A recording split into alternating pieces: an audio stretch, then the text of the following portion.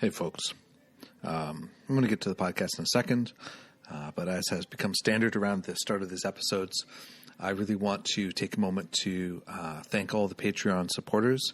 I super appreciate your ongoing commitment to helping support this podcast happen. I'm making some changes around the podcast, one of which is that everybody from any level of support going forward is going to get early access to the podcast. So that means if you pledge $1, you will get the episode at least 24 hours ahead of time, and when possible, 48 hours ahead of time. So that's one of the new perks. The other thing that I'd like to get some feedback on is I've been thinking about starting a group specifically for people who are supporting the Patreon at a certain level, where we can hang out and talk about the episodes more, where there's more interaction, where when possible I'll invite the guests of the podcast to come and hang out and so on. So I'd be curious to hear if that's a thing that inspires anybody here. And, the third thing that people are getting is if you subscribed at the $5 level, you get access to the special extra recordings. So with Stacking Skulls, we've recorded a 13-minute piece where all three of us discuss how to better connect with plant allies and to build a relationship with them from each of our perspectives. And each of those perspectives sort of builds on each other in very practical ways. So think about supporting the podcast. It'd be much appreciated. Head on over to patreon.com/thehermitslamp and sign up right there.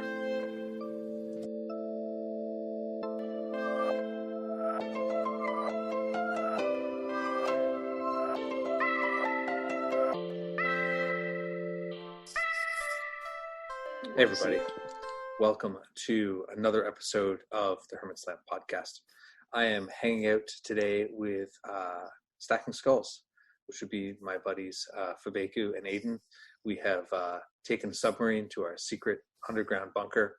We have concocted all sorts of beverages to prop us up for this, from weird poisons from rodents and lizards and reptiles and obscure sea fish.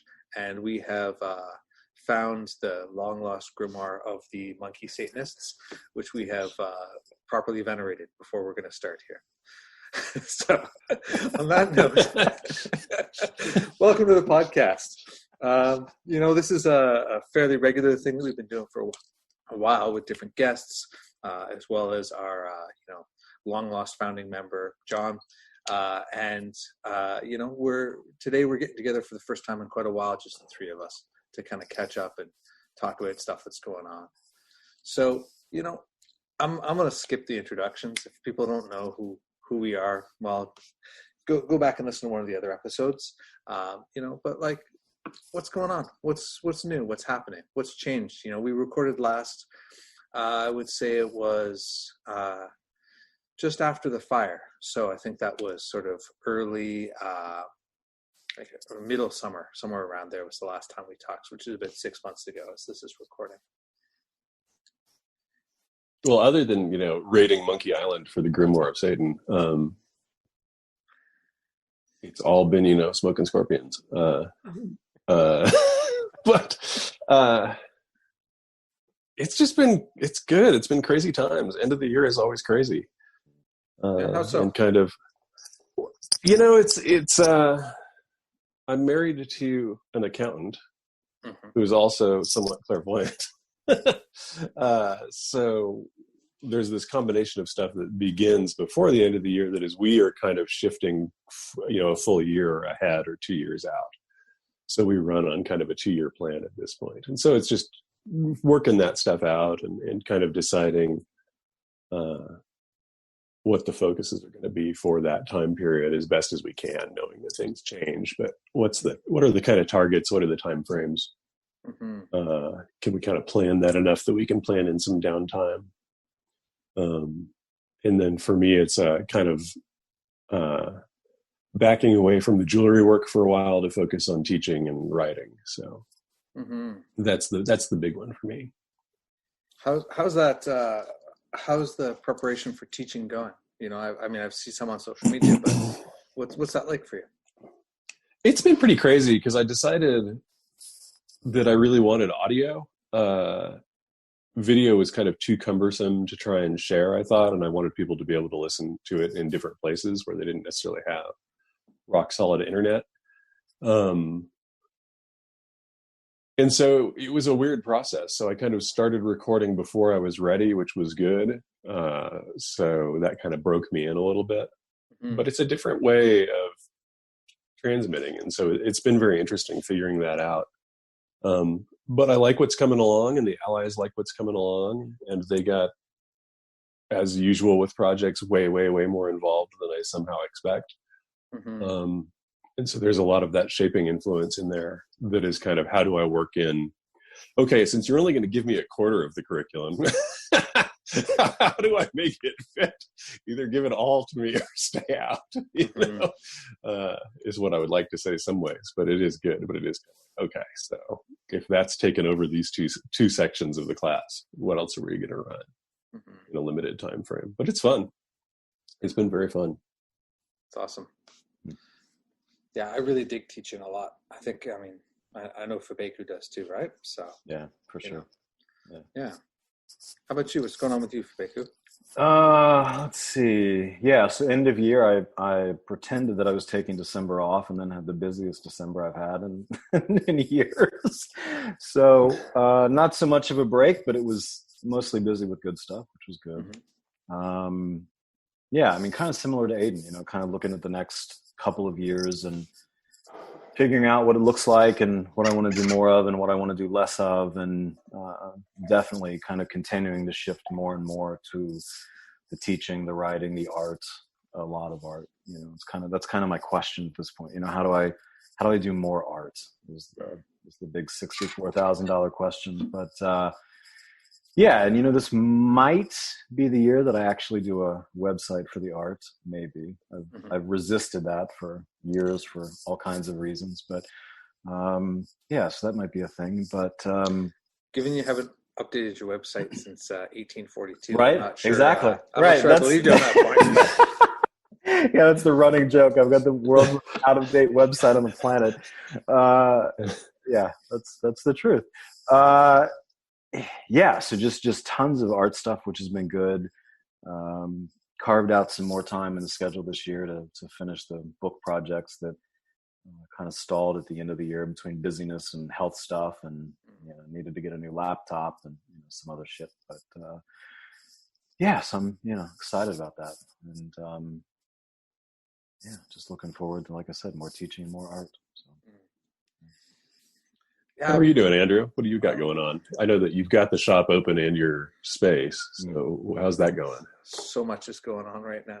So much is going on. I actually took 10 days off over the holidays, which is the first holiday that I've had in forever, where I didn't go anywhere or really do anything. I checked a few emails, but that was about it. And I took a bath every day, took a nap every day. Really just tried to sink into that. I read a bunch and stuff like that.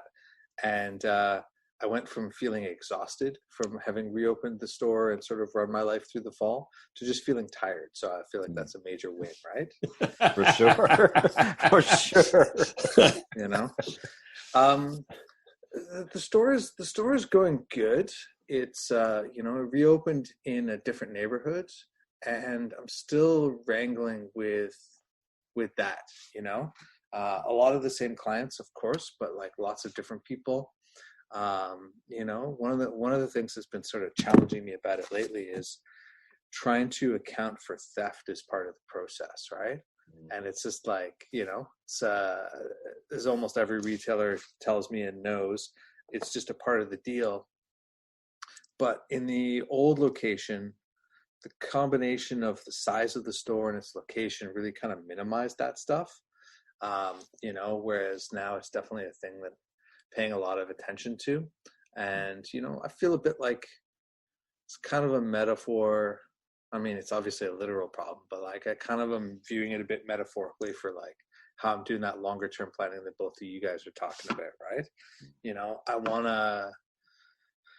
I don't want to be tired. I don't want to get back to being exhausted. I don't want to, feel like I'm endlessly running around from thing to thing and that, I can't kind of get ahead of the arc and so on. And so really looking at like what's making sense in terms of my energy and my attention. I absolutely love having the studio.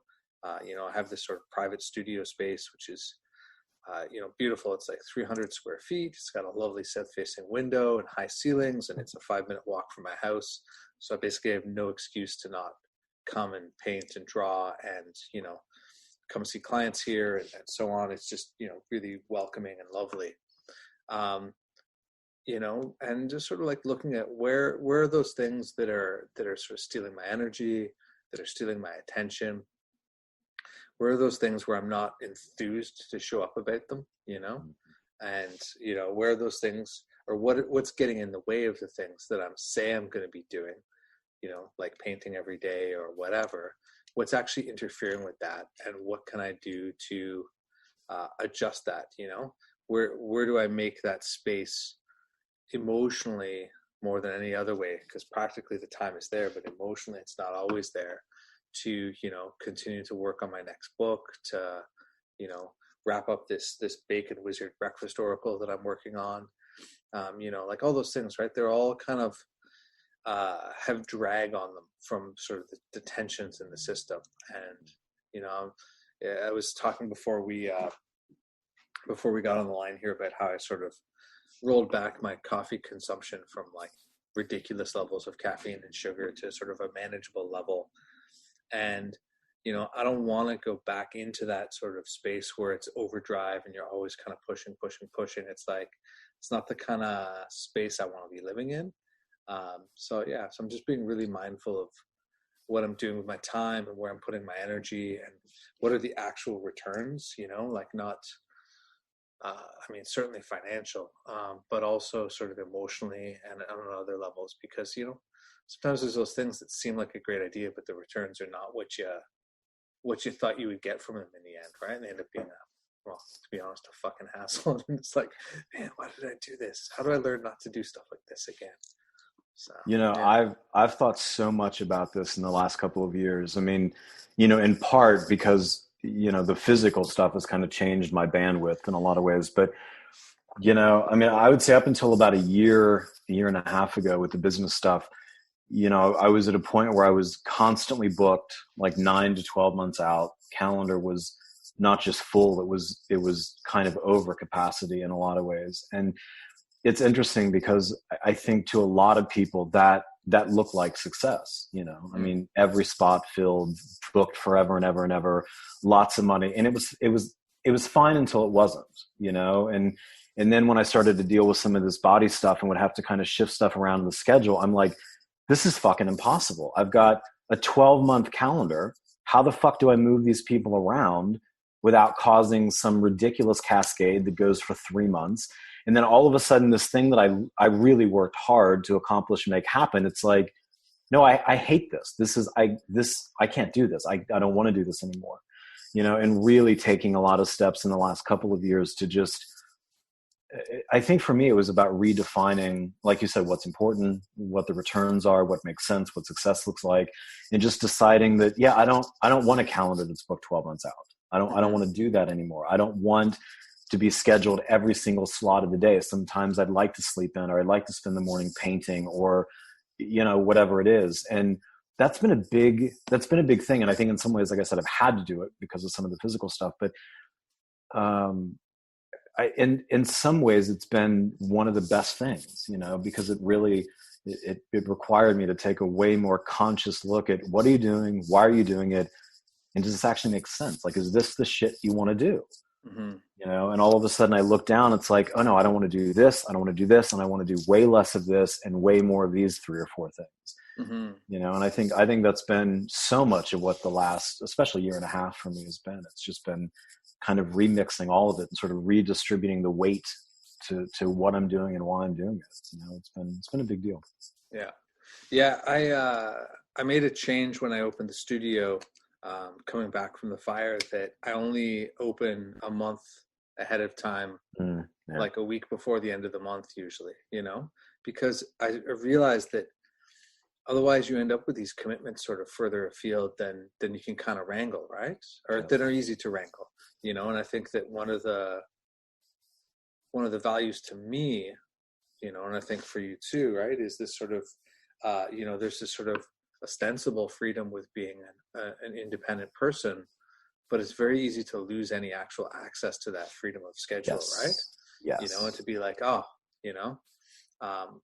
can I do whatever? It's like, oh, well, no, I can't. I have a day full of clients. I can't pretty easily move that, and instead just sort of setting up those things so that there's a limit, and yeah, it's great being booked ahead for sure, but I don't want to be booked 6 weeks ahead. I want to be booked 2 weeks ahead, and then be deciding what my next month looks like depending on opportunities and other things that are going on and all that kind of stuff, Yeah, for me, it drove the point home when a friend of mine who lives in Florida, she wanted to come in for a visit, and she said, well, when are you free? And I looked at the calendar, I'm like, 10 months from now? Right. Like, what the fuck is this? It's like, it doesn't make any sense. And you're right. It's that kind of thing. And all of a sudden I felt like, and it's not that, I'm not saying it's the same thing, but I felt like, the person that's working for somebody else that like had already used their vacation time and then wasn't going to be free until next year. It's like, this doesn't make sense. This isn't the life that I want to live at this point. And for years it was fine. I loved it and enjoyed it. And it was, I kind of thrived in that environment. But I think that's for me why I continue to look at this coherence as a process thing as opposed to some destination. It stopped being coherent. And I'm glad that all of us have the freedom to kind of reshuffle the deck as we need to.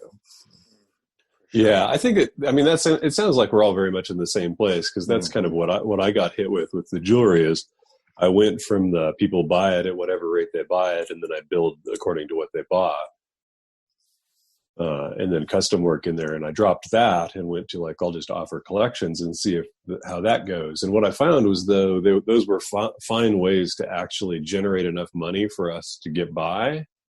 The time that it takes for me to do what I like in that, or what I want to do in that process, is so immense that even when I wasn't booked forward, even when I was building the collections, it's still like, no, I need all day, way too many days out of a month to kind of dedicate to this, which is on one level fine because I love the work, but because there's so much, and this is probably true for all three of us, there's so much kind of emotional and magical energy tied into what we're doing that kind of the exhaustion level was just not reasonable. Yeah. And again, realizing at some point you go, okay, what am I actually interested in? And for me, it's, both me and my allies are kind of fully invested in this kind of transmission to those people that maybe we can help. And it seemed like for a long time that the talismanic work was the best way to do that. And again, I love the whole process of it, but kind of in the last, I guess, like 6 months, that really shifted to like, no, I really want to be producing books so that is kind of a wide range thing that can go. And then I want to teach, classes where I can really engage with people, because there's no time to do that with the jewelry work that I was doing in a way that I would like to kind of go, okay, this is how some of this stuff that I want to share works, and then let's engage about it so that we can kind of get somebody rolling in a way that I felt like I couldn't before. Yeah. And, I think that exhaustion piece, that's always the sign, and I think, but I mean, how long does it take us, or anybody, us to catch that? Most of the time the solution is more coffee, more sugar, more shit food, more donuts, whatever it is for, however long we can, until for me anyway, I reached the point that it's like, yeah, more caffeine isn't going to fix this. Like this is, the problem is not, a caffeine deficiency. This is, whatever expenditure is happening, it's no longer coherent. And so it's taking more than it's giving. And yeah, I mean, I think that for me is always the sign, whether it's, in a relationship or a business thing or whatever, that, yeah, this is something has changed. And so you need to change in response to it. Mm-hmm. For sure. Yeah. Well, I think that, when you start showing up differently to places, it's like, that's the problem, right? And that's the problem with me, sort of, in the fall, where I was just really run down from relationship stuff.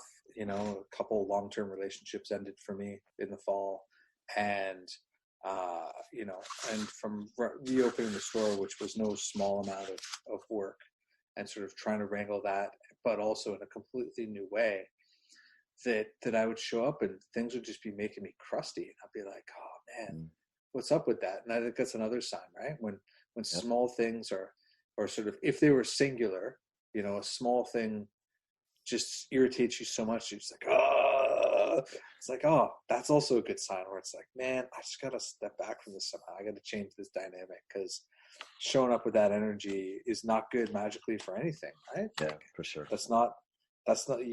That is one of those situations where you can start to influence what's going on with your vibes, right?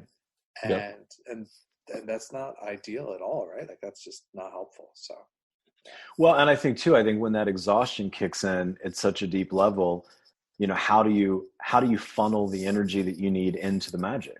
How do you fuel it? There's no fucking fuel there at some point. It's like you can sit in a car with no gas and jam the pedal down, but good luck. I mean, there's just, and I think that's the thing. And for me, that was another reason that I wanted to shift things, because it's like, if I can't fuel the art and the magic, which really to me are the most important out of any of the things on the list, then what am I doing? It doesn't, if I don't have fuel for that shit, then something has gone really seriously sideways for me. So yeah. And it's interesting too, because it is, we would like to believe, and that there's kind of like infinite capacity, and there just isn't. Yeah. And so at the point that I was working on the book, which is, it's mostly done, it needs a bunch of revision, and I realized I couldn't get the space to even do the revision doing the jewelry the way that I was. And there's another 3 books kind of waiting behind that one that are in process to some degree, they're at their beginning stages. Then it becomes really clear, like, what's more important here? It's like, yes, I can, make another 1,000 pieces of jewelry, which I know is helpful to people, and it's helpful, again, financially to me, and I love the process, but this other thing is more important. Mm-hmm. So what's an appropriate kind of feeder to that work? And it's like, well, then I'd rather get kind of more directly involved with the people that are using the material to figure out what's translating and what's not translating, so that I can get a clearer transmission. So the jewelry in the books was no longer working, but the classes in the books seem like they will. So it's okay. I have to let go of that piece for the most part. And it's not saying it won't come back someday, but there's enough on the table that it doesn't work with that I had to make that shift. Yeah.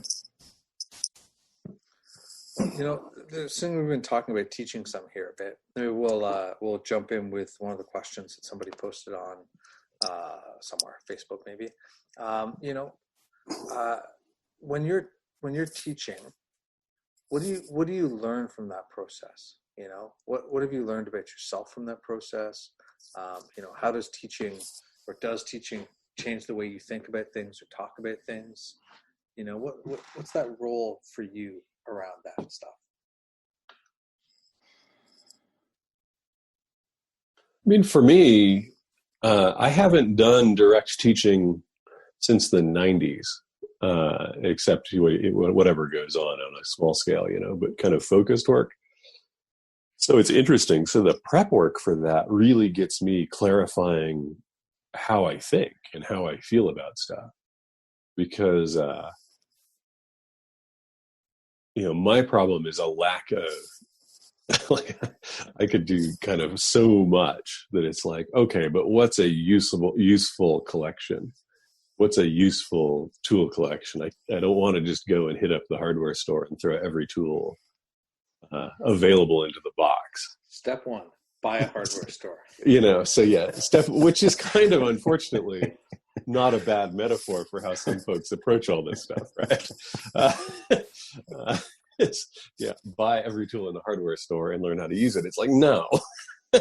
What we need to get you the little, lunchbox size little kit that has a few things that you can do some stuff with. But that also has to have depth. And so, as I'm kind of the anti-complexity guy, so it's how do you get a kind of coherent little package, to use that term, that somebody could either use as part of a larger thing or on its own.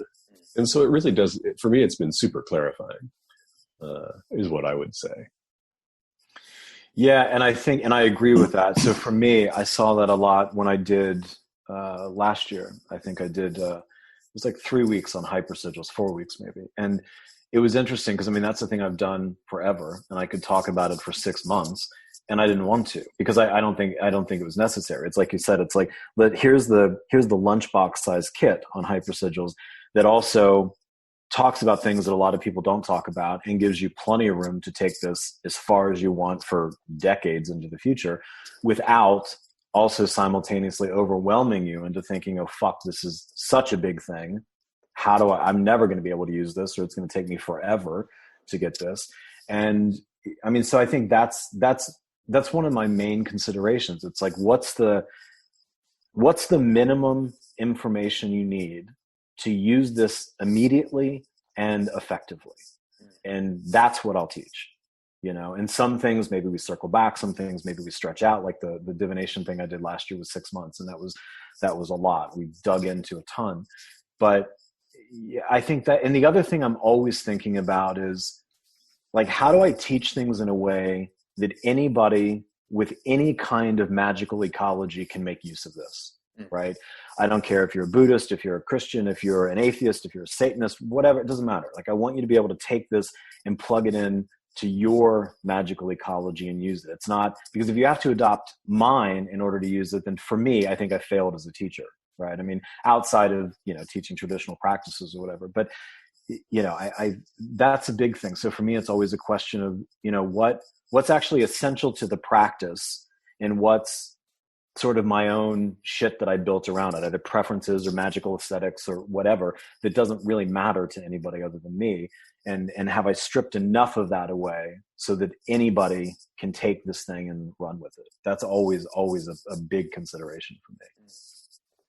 Yeah, totally. That makes sense. Like, there's a practice that I'm teaching in the class that I have coming up that I actually went out to the Salvation Army and bought all new pieces to put together because I could see people getting fixated on the aesthetic that I personally use, which is really not relevant to the practice. Yeah. So it's like, okay, let's go see what I can pick up for $5 or $10 that can assemble this structure so that it's not as linked to what's going on my altar, because that's just my artistic sense and my aesthetic and kind of what me and my spirits have come together on as a language that works, right? And that's totally not necessary, but it's what people tend to get hooked on. Well, that's the Instagram era, right? Yeah. So it circles back to the originating thing about the name of this group, right? How do you show Absolutely. You're a witch? Stack the skulls. Stack the the higher skulls. they are, the witchier you are, right? Like, exactly. And there's nothing wrong with that at all. But it's like, the aesthetics of it are not super relevant, Yeah, not on a wider level. It's that thing For that sure. I talked about in 6 ways, right? That there's, I think that people, and I used to definitely have this, get super focused on the specific stuff, but the specific stuff is always super context dependent. And aesthetic fits in there. And what really is more relevant is what's the general thing that is kind of not necessarily universally applicable, but more universally applicable. And yeah, in the age where we've got pictures of everything, it definitely can get really hung up that, you got to have this thing that looks just like that. Well, and just because it looks good doesn't mean that it's alive, right? For sure. That's the other piece, Yes. I think that, there are lots of things that I run across, and, not that I have to feel anything from everything, but like, I'm like, oh, I don't feel any feedback from this at all. And maybe the thing that's there just doesn't want anything to do with me. It's possible. But maybe it's just sort of, there's a failure to make that connection, right? to something deeper, Right. because the work itself, which supports that connection, is not strong, but the emphasis on all those other things is, you know?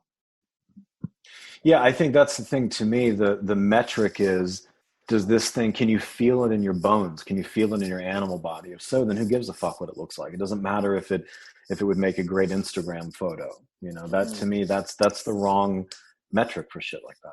You know, I mean, I love Instagram photos, but in terms of magic, who cares? Totally. Who cares? It's irrelevant.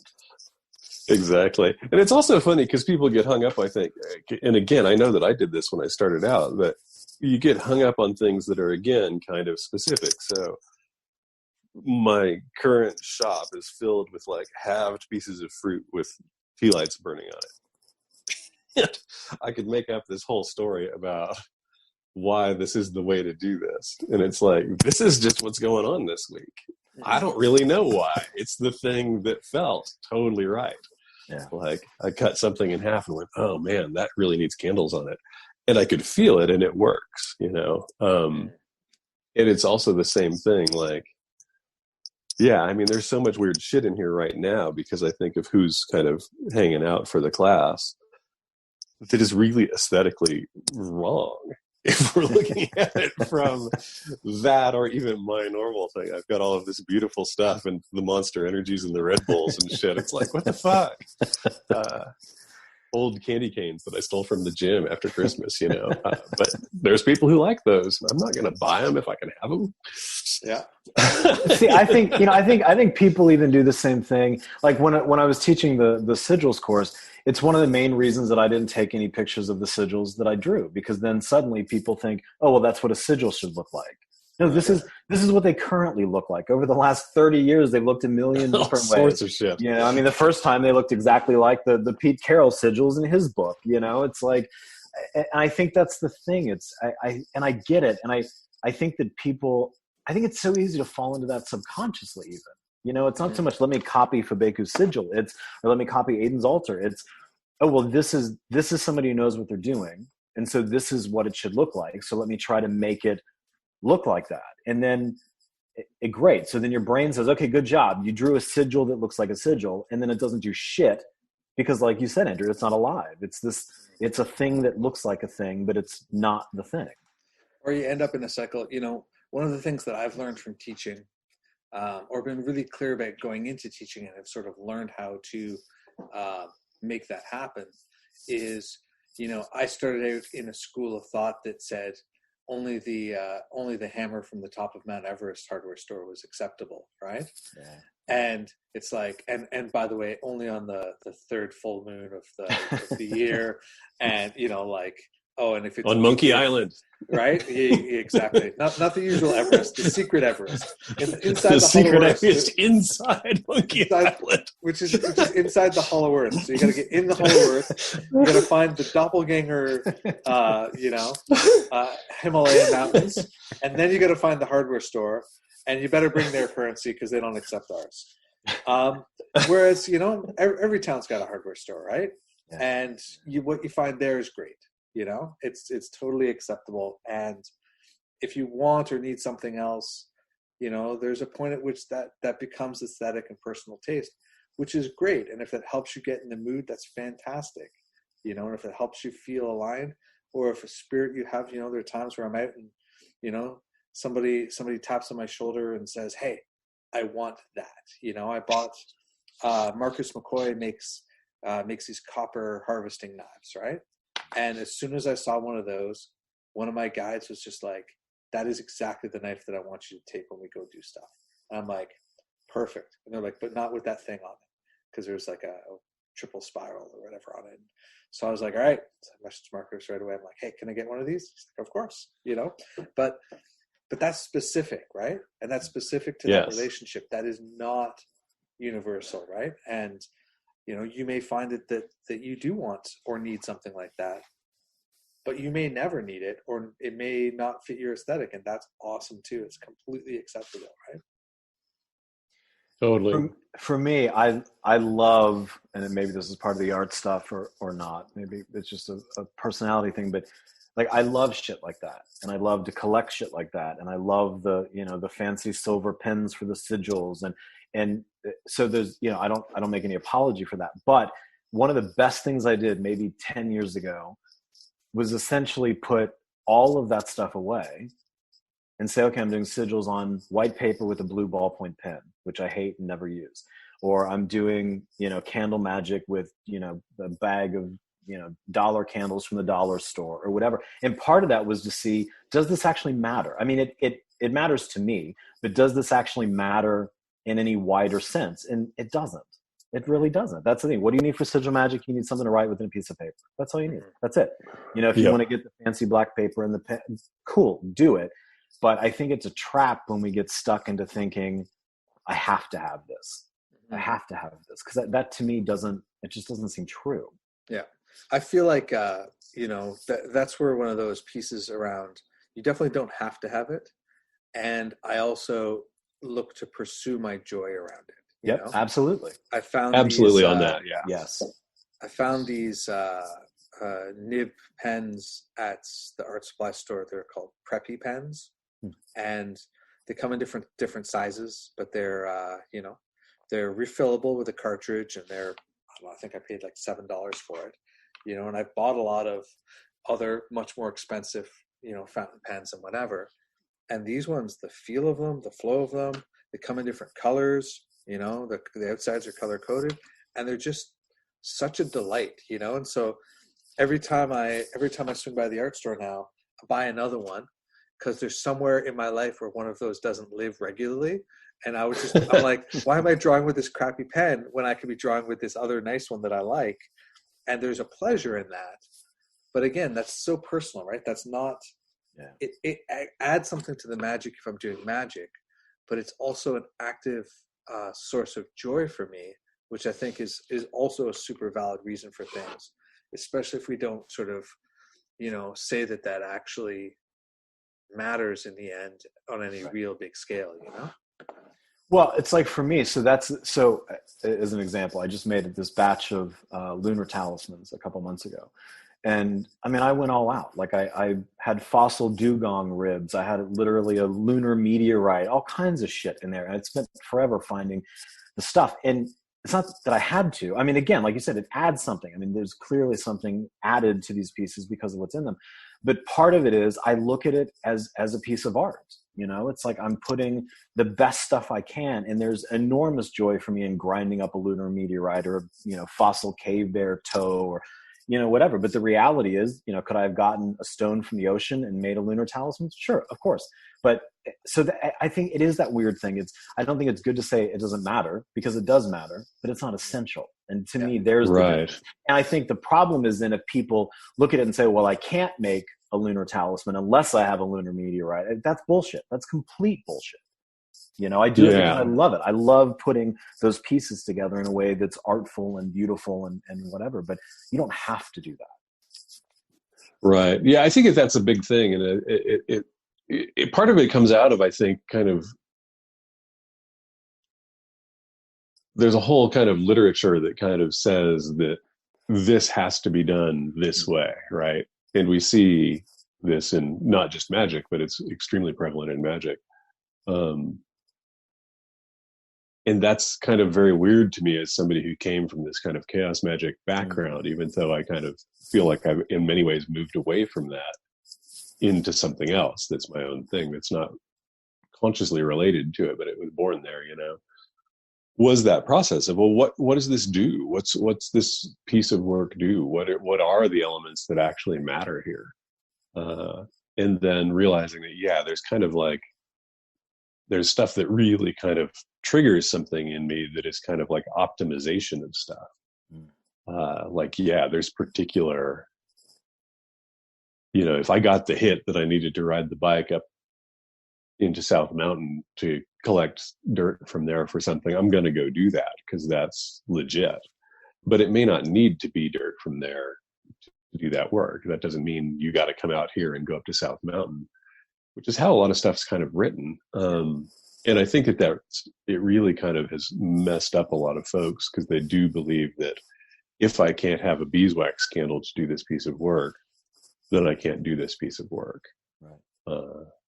You know, I think that for me, I think that's probably the best thing that I got out of the chaos magic stuff. You know, I mean, when you're doing magic with silly putty and bones from chicken wings, you know, you can't really get too precious about, exactly. you know, this is essential for magic. It's like, listen, really? I mean, it's just, and for me, that really was the best thing. Because I think before that, I think I was fairly precious about it, or I thought it had to be this or had to be that. And there were some things I just didn't have the money to get, or I didn't have the resources for, or whatever it was. And I thought, well, I just can't do that. And then suddenly chaos magic was like, well, actually, you know, there's other ways you can do shit. And for me, that was a huge thing, a huge thing. Absolutely. And I remember, like, you know, I've had a lot of, from the talismanic stuff, I would get people, and it's lovely that somebody recognizes that, like, the work that you do is potent, you know. Mm-hmm. But I would get folks from places in the world that what I charged for a piece of jewelry is like a year's work. Yeah. Going like, I really want to do this. How do I? And I would be like, don't. You know, you're targeting a specific tree that is not necessary. Yeah. You know, it's just not necessary. Yeah. And again, it's like, sure, if you've got the ability, I do this thing too. There's things that I have in here that I paid crazy money for because they really speak to me and I was in a position to do it. Yeah. And sometimes it was a stretch, and sometimes that stretch was part of it, right? Yeah. It's not like that's not a thing either, but again, it doesn't. One of the things that we know, like like teaching the protection stuff for the class is like, it's all kitchen herbs. It's like, it's partially for that. It's like, I don't know where you are. I've got people from different parts of the world.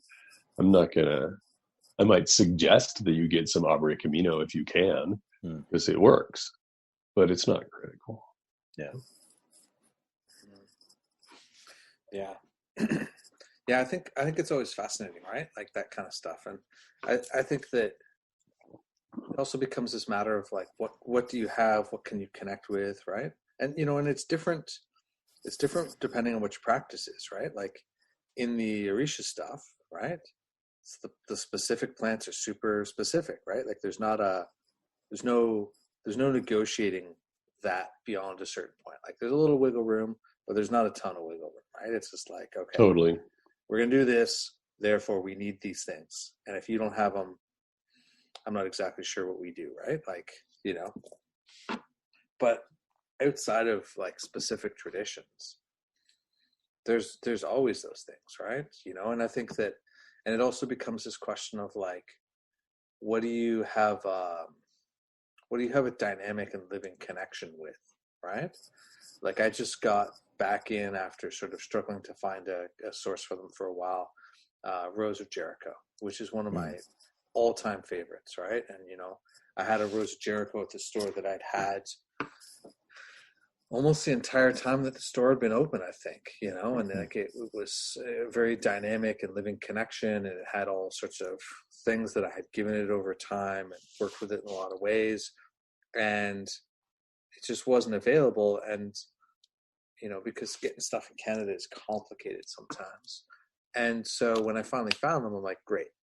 So now not only are they available in the store, which is lovely, but even more so for me, I can now reconnect with that plant and start to have that process again through that direct connection, right? You know, but it's like that also comes out of, you know, years of interaction and perhaps some natural affinity in some way or another, right? But does everybody else need to like not do financial magic if they don't find a Rose of Jericho? Of course not, right? You know, like you said, there's a billion other bits and pieces. Are they really cool? Well, yeah, they are really cool, but also totally. Well, it's like, you know, I've worked with aloes wood for, I don't know, 15, 16 years. It's one of the plants I work with a ton, and I've worked with it in all kinds of ways to the point that, you know, I've got this like grimoire of aloes wood magic. And, you know, my question is, well, if I give that grimoire to you, is it going to work? Probably not, at least probably not in the same way, because either you don't have a relationship with the plant or you don't have the same kind of relationship with the plant. And to me, not better or worse, but it's just different. And to me, I assume that what the plant, and I think this is my kind of baseline assumption for a lot of this shit, is that what the plant has given me is about the dynamic that I have with that plant. Not that I'm channeling some universal grimoire of aloes wood magic that anybody, I don't, that doesn't make sense to me. I don't think that's a real thing, and I think, and that's why I haven't talked, some people have asked about it because I mentioned it in passing, and I haven't talked a lot about it because I have no idea if it's going to work the same for anybody. And aloes wood is kind of expensive and not always easy to get, and whatever. And I think it gives people the wrong impression that, in order to do this, I need this plant, or I need this. And I don't think that's true. My thing is, find the relationship that you have that lets you do a similar thing that probably doesn't have shit to do with aloes wood. Maybe it's Abre Camino, maybe it's Rosa Jera, whatever it is, And I wish more people would talk about their practices that way, instead of, here's the universal gospel of aloes wood. It's like, fuck off with that. That's not real. Well, it's like when people talk about the orishas, right? They come into the store sometimes and they're like, I need no shun candle because I need to attract some love in my life. And I'm like, maybe, right? Yeah. But when we're, for initiated practitioners, and I think that for people who practice in a traditional way, the reality is although orishas have a certain affinity to certain kinds of things, the reality is that if you're in good with Shango, he can fix your money, can fix your health, yes, can fix your whatever, right? Like the reality is at a certain point, it's like having a good friend whose skill is not in, helping you hang drywall, but they're going to come and help you hang drywall because they love you, and they're like, sure, dude, I'll do that. That's fine. We can do that. These energies can work with us, in a broad sense of a way, especially and probably only if we've taken that time to build a deep and lasting connection with them. And probably that rests on some kind of affinity that is hard to trace and makes it not necessarily universal, right? For me, one of the local plants is burdock, right? And it's like, what do I need? Anything? I'm just like, all right, hey burdock, you got a thing for this? They're like, yeah, just trim this little bit off the edge of the leaf and do blah blah blah with it, and it's gonna like fix this for me. I'm like, great. They're like, oh, you know what? Go dig up the whole root, whatever. And it's like, but only the outside of the root, not the inside of the root. There becomes a sort of like myriad of applications, which again aren't necessarily universal. Or maybe they are, it's hard to say, but they don't seem universal. But they come out of that direct relational experience of it.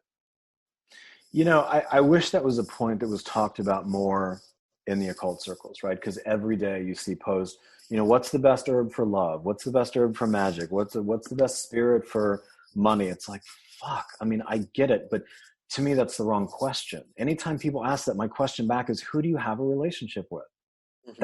That's the answer to that, not some random spirit or plant or stone or whatever that knows fuck all about you and what you're doing. Go to the spirits, the people you have relationships with. And I think I don't know how this happened, but this falling into this trap of kind of treating spirits, or any kind of spirit, is this sort of one hit wonder, right? This is a lover. This is it's just like, really? Is that, it doesn't make sense to me. And I think that I just wonder how different people's magic would look, both in terms of the practice and the results, if this relationship piece were more front and center. If it wasn't this weird utilitarian one note, this spirit does this, like, oh, Shun is for love. It's like, come on, like that doesn't seem real, but it seems like such a pervasive perspective on things. And listen, I mean, I fell into the same shit for a long time. I'm not being critical of anything that I haven't been guilty of myself, but yeah, it just seems to be such a big point that it just isn't discussed enough. Mm-hmm. Yeah, I've been thinking about this in a particular context, and I made a joke to Chow and Ku. saying that like there's a way that kind of people treat kind of the named spirits kind of like Tinder. Like we're just going to look up and find somebody local that's interested in getting down, right? But usually they're not doing that to just get down. They're doing that because they want something deeper, right? On the spirit side. I don't know what goes on the Tinder side, but I understand that's a misapplication of Tinder. Every and I think it's interesting. is a misapplication. I'm out of those games largely. So, and one of the things that came up is then I had this. I was one of my trance things that happened a few days after that. I was thinking about that comment, and I got this great vision. I was like, okay, so imagine that there's like in North America, let's just say, like in North America, where the three of us are, that there's like 100,000 potential partners for us, right? That would suit us, each of us, you know. But what ends up happening is that we've got the names in the photo of like 150 of them, and so everybody wants to like figure out which of those 150 would be a good partner. Yep. And to me, the thing is so much more this wide open of going, no, I want to connect to kind of the currents around me and the allies around me. And then I want to work with them. I want to develop those relationships through the things that I've learned work for me to do that. And then why would I go outside of that to try and get something done? You know, maybe if I had to, if that was what I was guided to, but I'm certainly not going to go hunt for that. I'm much more likely to come in here and go, hey, fruit and candles, can we do this? Well, and that was a lot of what I'll buy you more energy drinks. I promise. That was a lot of the Magic of Place course I taught, right? Which is, and I'm going to be reteaching again this spring, right? You know, it's that energy of like, all right, either where do those entities that you're connected to show up in your environment, or what in your environment shows up for you, and how do you start to build that, right? And it's just such a different approach, right? And you know, one of the things that I had to remind people taking that class was like, look, identify the plant, great. Like, please make sure it's not secretly poison. You know, don't pick, you know, poison ivy by mistake and fall in love with it and take a bath in it, right? And then like write me angry emails. But also don't research it, right? Like it's not about researching it, right? At some point, you know, and like just enough to make sure that you're safe and that you're not like, you know, oh yeah, these berries look delicious, you know, and then all of a sudden, but allow that to expand, right? And working to allow that expansion to happen. That's the actual work of becoming a better magician, right? Yes. It's not necessarily just about knowledge, and knowledge is lovely, you know, and corroboration feels great when you're like, wow, I really felt that this plant was good for this. And you Google it and, you know, 10 people say it's good for that. You're like, oh, it's great. I'm making a genuine connection. Feels great, right? And we may need some of that some of the time, but also just being open and being connected in that sort of mysterious way. I think that's also really crucial to this process. I totally agree. It's like, you know, when people ask me, you know, how do I get to know this plant or how do I get to know this stone? That's the first thing I say. Don't Google it. Like, don't look up what, you know, Wikipedia says this. It's unnecessary, right? To me, if you want to get to know a stone, if you want to research something, research its geology, research its mineralogy, but then sit with it. Hang out with it just like you would a human being. Yeah. Right? Like if I want to get to know Andrew, I'm not going to Google Andrew and read a bunch of shit on the internet. we're going to hang out. Yeah. I'm going to ask you what you like. I'm going to pay attention to the music you listen to. I'm going to see what you eat. Like I'm going to ask you questions. I'm going to see how I feel when I'm around you. That's how you get to know shit. Yes. You know, and I wish there was. Is the key to Tinder, or Tinder. Certainly okay, people too, right? People are like, how do you have success in this thing? I'm like, that, right?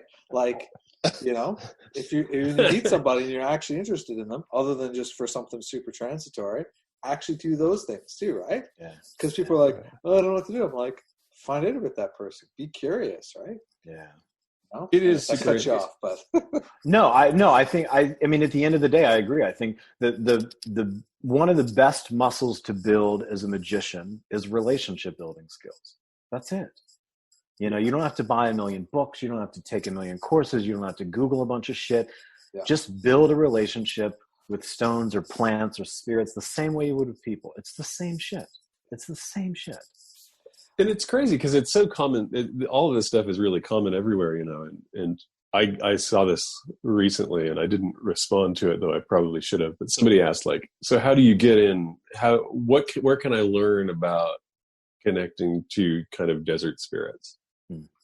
It's like, you know, the only way that I really know is you get into that environment, whether this is even if you live near one, you can do that, but you can do this as kind of, you know, trancey stuff or daydreamy stuff, of somehow connect to that space and see what develops, you know, see who you find, see who rises up, and see what happens.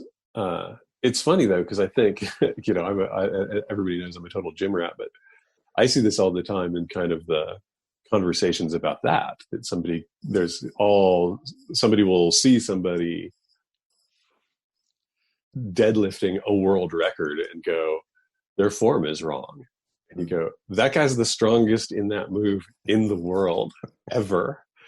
How is his form wrong? It worked.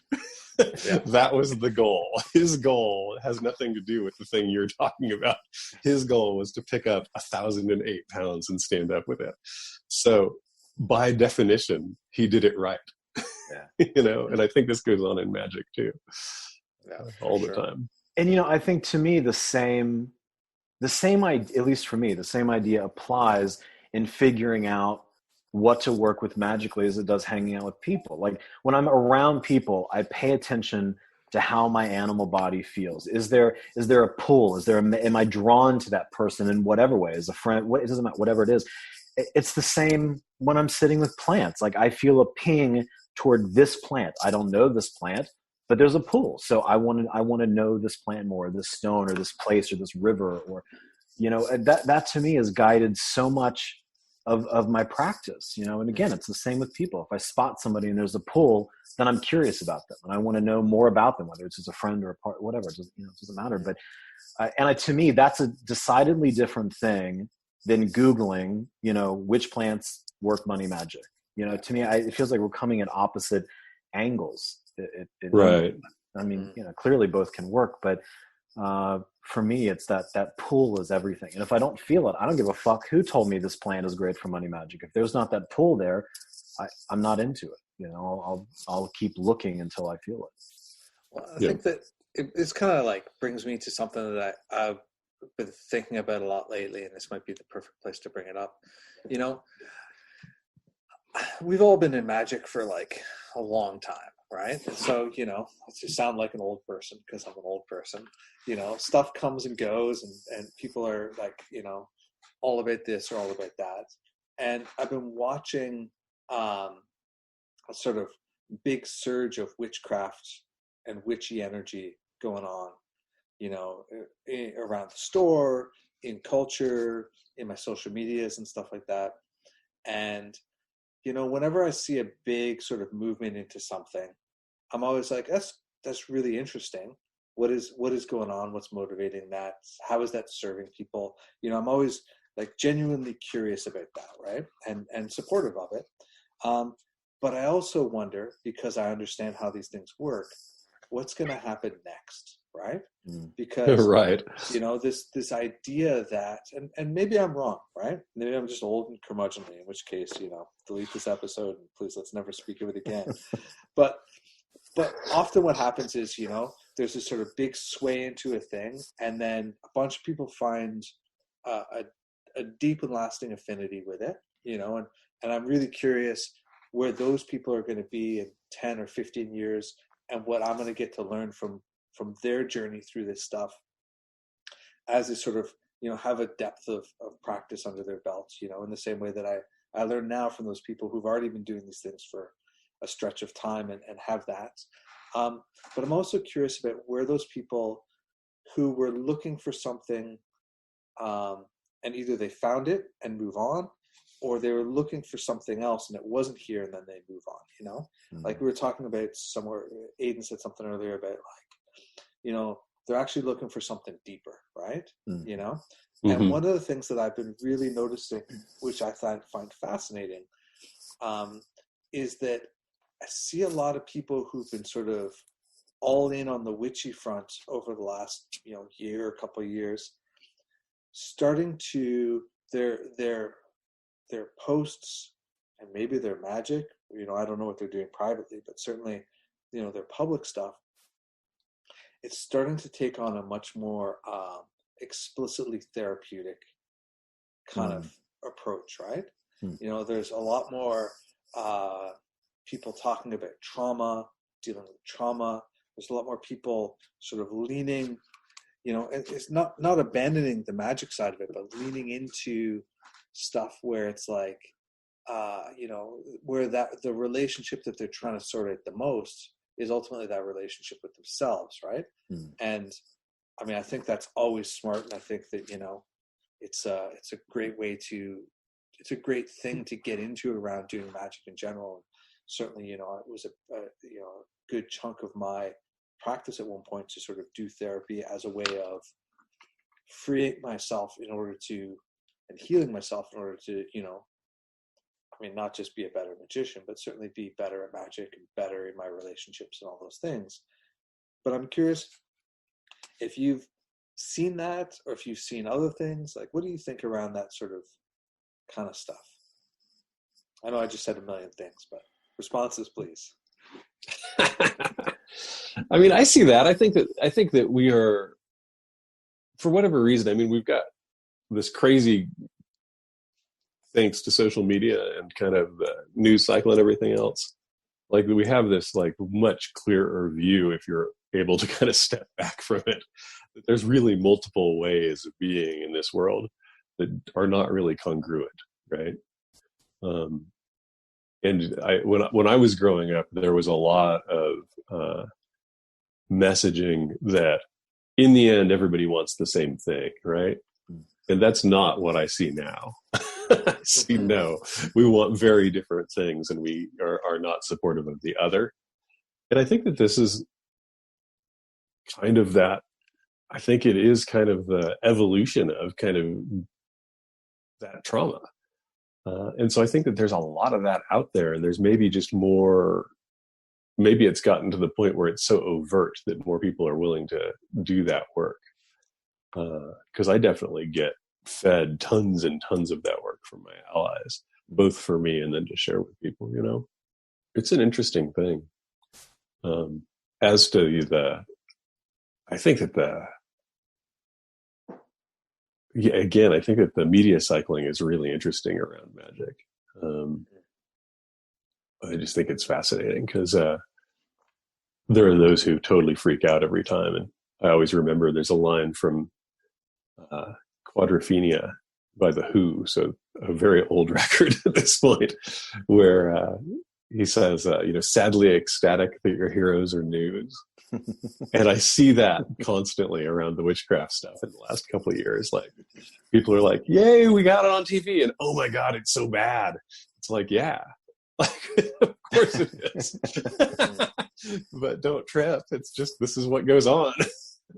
Well, it was like, what was it, last week or the week before, that bullshit article, I think it was in The Independent, that some journalist wrote, like, oh, I tried magic for a week and it doesn't work, and everybody was so upset about it. And I get it. I mean, it was a bullshit article, but I mean, to me, it was just kind of like, and like, who cares? I mean, I get it. It was a shitty thing to publish, but does this do anything to magic? Does this do anything to people who actually give a fuck about it, that are seriously interested in it? I mean, it was I mean, she was wearing some, witch's, like a Halloween costume in the photo. Like, what did you think the piece was going to be? It was bullshit from the beginning. And, magic has been around way before this, and it's going to exist way after this. And I don't know if it's just a function of, like you said, getting older or just having limited bandwidth, but I didn't really get the upset about it, I mean, which isn't to say people shouldn't be upset, but for me, it was just like, okay, next. I mean, it was nonsense. Who cares?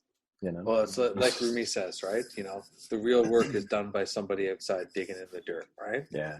It's like, there's all this sort of other bits and pieces and trappings, and maybe they're important. Maybe they're part of your journey. maybe media representation for who you are is important for any number of reasons. Yeah. But also kind of, it's like that piece I shared this week from, I think we all shared it, from Jason Miller, right?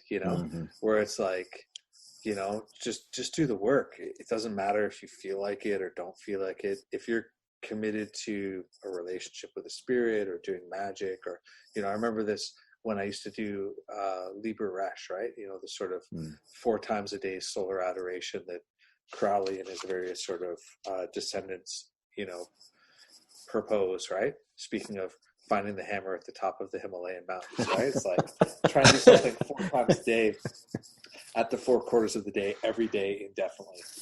It's overly complicated. I'm not sure that it's actually necessary at the end of the day. It can be, but it's like, so many times I just never felt like it, right? It's like, and not to say that I did it 100%, because I didn't. Like, I really literally over 2 years, maybe I did 2 months, 100% of that at the peak of it, because it's really difficult. But the successes that I had, and that's sort of 75% or 80%, which is more like the average of what I was accomplishing, came because I was like, I don't feel like it, but I got to do it. So let's do it, And even at one point, I remember like talking to a friend of mine about it. He's like, well, some traditions you like yell at your gods to try and call them down. So maybe just, whatever. I just remember like reciting it one day, and just every second word was fuck this and fuck that, fuck you, fucking sick of being here, and this whole thing. And, and I broke through something, and it got better. But, it's like, it's complicated, the relationship to these things, Yeah, and I think that to me is what's interesting about, and going back to what we're talking about with representation and news cycles and all of that, the conversation in the last handful of years about the whole, witches of Instagram stuff. And I have very mixed feelings about it. And at the end of the day, who gives a fuck what my feelings are about it? But like all of the conversations about how this has turned magic into some kind of joke. It's like, no, it hasn't. This hasn't done shit to magic. Magic's always to me, been a joke. Yes, magic, the joke that gets you killed. That's the actual history of it, right? Yeah. So the fact that it's on TV and they aren't burning those people. Yeah, I mean, I think positive representation for sure. And I think my thing is, it's like this has been around forever. And if the witches of Instagram thing, if 5% of the people that fall into that end up being solid practitioners, I think that's fucking rad. And I don't really give a shit about the other 95%. It doesn't feel like my problem to care about. Sure. I think magic will filter those people out over time. And I guess, I don't know. I mean, again, I get it. Because I do think, like we talked about in the beginning, I think it's problematic. It gives people the sense that, magic has to be this photogenic, heavily filtered, photograph of whatever. And that's nonsense. But I don't know. I guess I just feel like magic is bigger than that. I don't really sweat shit like that. And even if I find it personally annoying, which I do, but. Well, I feel like it's, sometimes I think it's helpful to like have the same conversation in a different context, right? So when I was 16, I tried out being goth for a week. 7 days. That was as long as I lasted. And I realized, although I tried it because I hung out with all these goths, right? I was like, oh, well, this is kind of fun. And, could dye my hair black and like put it up like Robert Smith and whatever, right? And like, it's pretty amusing. Maybe I'll show some pictures sometime. But what I realized was, no. I should actually have a mohawk, and I'm way more punk rock than I am goth. And this doesn't mean there's anything wrong with that week of trying it out too, right? Like I tried it out for a week and I learned something very important. Hey, this isn't for me. I'm just going to keep rolling. And, I think that, like all of us, right? Like, I started out like people today might call it grimoire focus, but, certainly like traditional ceremonial magic and Crowley and all that stuff. And I moved into other things. And that's fantastic, right? Because that's the way it goes, right? That is, if you happen to find a thing that's your lifelong practice, lovely. If you don't find what you're looking for, or hopefully, maybe more to the point, it grows and evolves as you grow and evolve as a person, well, then just keep evolving, right? Doesn't matter. Like, there's no shame in any of that. Yeah, I think too it's interesting because I have to remember how differently wired people are, right? Because this is kind of like one of the things that's always blown my mind around the kind of magical world, and this is primarily around the kind of Wicca end of things is where I've seen it. And this is not to bash on that at all. It's just not my thing. Is I have always been incredibly confused at kind of let's get whatever our angle is represented accurately according to some specific definition so that it's acceptable to people. Mm-hmm. And you go, this doesn't work anywhere. Yeah. Right. This hasn't worked for, yes, you could end up at the big table of religions. It doesn't even work there. Right. Like, look at America now and how acceptable Muslim religion is right now, right? So why is this a target? I've never got it. Because to me, it's so individual. It's like, it goes back to that thing. What is your relationship to this process, to these powers, to these entities, or to these deities? If you do deity work, that's what's relevant, and everything else is kind of out of your control anyway. Like, well, you might, go ahead. Says the man who lives in a small house with a bunch of animals at the edge of America, right? That's true. I mean, I think, I wonder, were you more community and sort of socially minded and less sort of, I don't know if hermit-like is the right word, but around your practice, if that would change how you felt about it. It's interesting because I spent a lot of time living in cities, and probably the most overt I've ever been was living in San Francisco. Mm-hmm. But this was also a different time. And it is one of the downsides of the social media thing that I definitely see is in the 80s and the earliest 90s, really before pictures happened on the internet, freaky concept for some people that are not as old as we are. It was not a thing. I hung out with people who were Hermetic magicians, who were Thelemites, who were various Orisha angles, Santeria practitioners, Wiccans, what we would now consider, traditional witchcraft, which basically meant that they really liked Paul Husson rather than Gardner or whatever. And there was no real need to kind of overly categorize things. That it was way more, no, you practice something that means something to you, and we should have coffee, And I would like to see more of that than what we see. But even in that context, it's like, the ceremonial people have always despised my approaches. And that was just kind of became funny. It's like, yeah, well, we're not doing the same thing. That's pretty evident. And so you don't have to like it. I only have to like it. For sure. I wonder how much of that's a function of the punk scene on all of this, right? Because I've been the same. I don't give a fuck. I do what works for you. Doesn't have to look like what it looks like for me. And if you're a cool person, I'm cool to hang out.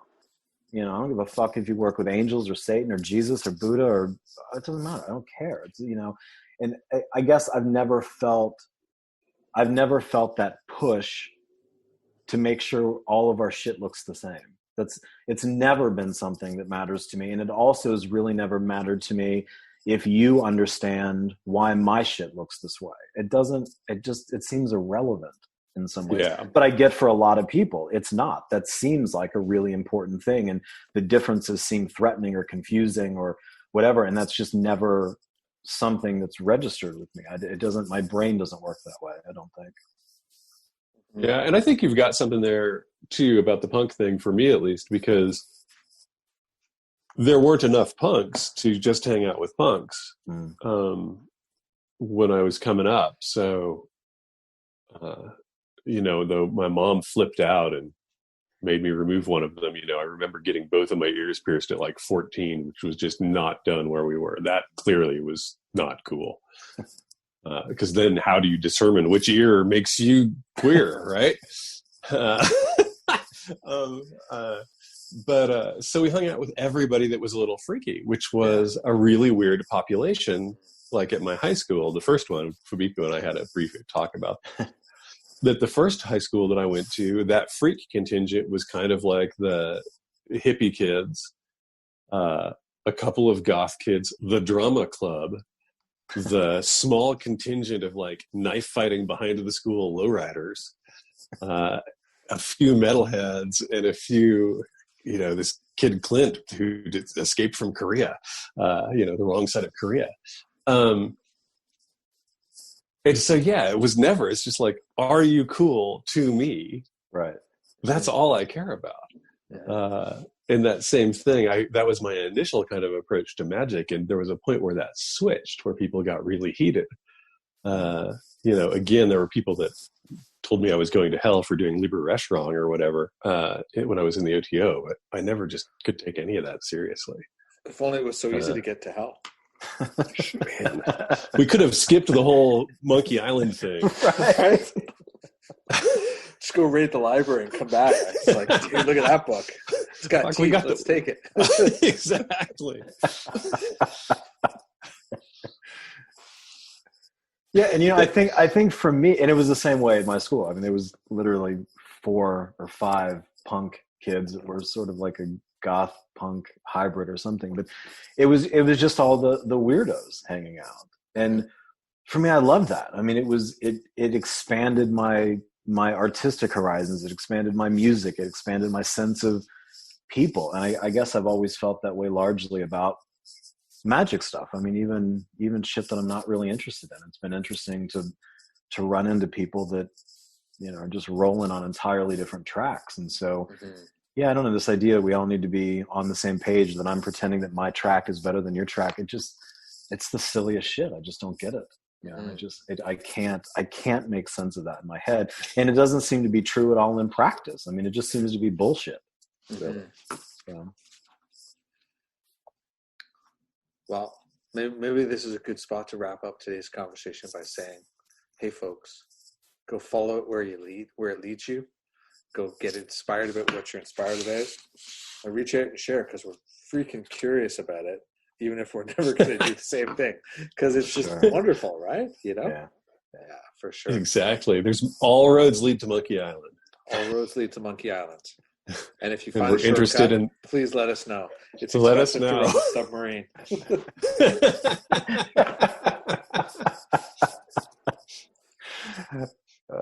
All right. Aidan, where are you hanging out online these days? Where should people come and connect with you? aidanwachter.com, and then all the various social media stuff, Instagram, Twitter, and Facebook, I can be found. And if you happen to find this before the 31st at midnight, I'm teaching a class starting the 2nd of February. So registration is open up till the 31st of January at midnight. Beautiful. Fabeku? Fabeku.com and Facebook. That's it. Perfect. And I am at the Hermit's Lamp everywhere, or thehermitslamp.com. And Instagram being, in my point of view, despite all our commentary today, the pinnacle of social media existence. So definitely come and check me out there. All right, folks. Thanks for making the time today. I really appreciate it, as always. Thank you. All right, folks. So concludes another episode with Stacking Shelves. I want to take this moment to remind you that we recorded a 13-minute talk about practical ways to apply some of the stuff that we discussed in this, especially around approaching plant spirits and building a deeper relationship with them. So if that inspires you, head on over to the Patreon and sign up there to support it. You'll also get access to all of the previous discussions. Tony Poole and I talking about how to get into the void. Barbara Moore and I discussing how to know if something is actually fated in your life or not. and, a whole growing slew of recordings and excitement like that. So we'll be back soon with another episode. Thank you, as always, for your support, for sharing it, for posting reviews, and for generally letting me know that you are enjoying this. It keeps my heart aflame with a passion for it, so I appreciate it a ton.